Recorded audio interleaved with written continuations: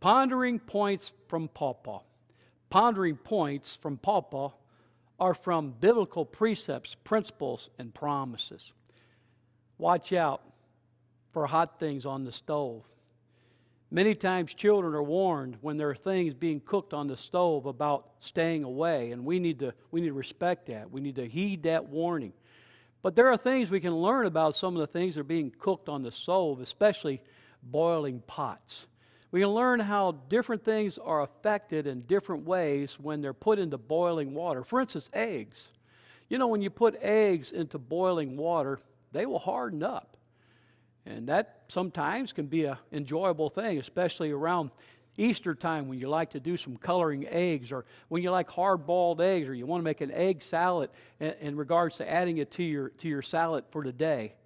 But on the same token, you take a potato, and if you use a potato, you put that potato in boiling water, and that hard potato, as it comes out of the ground, it'll soften up and it'll be more pliable.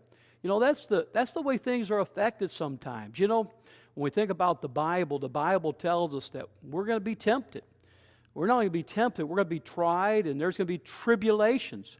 And we realize that's going to happen. There's no one who's going to avoid those things. We're all going to encounter them. The Bible tells us very clearly in Hebrews that every one of us is going to be tempted. Even Jesus was tempted. But the difference with Jesus was he was tempted without sin. And you know, when we think about being tempted, the temptations are going to come our way, but always remember, as the Bible tells us in 1 Corinthians 10 and verse 13, that God will always give us a way of escape.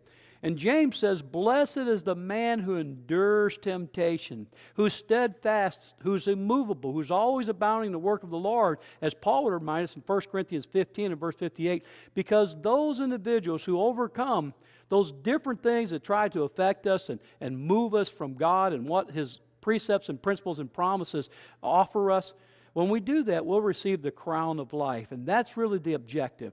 The objective for all of us to be able to go to heaven and be with God and experience the glory of God throughout eternity.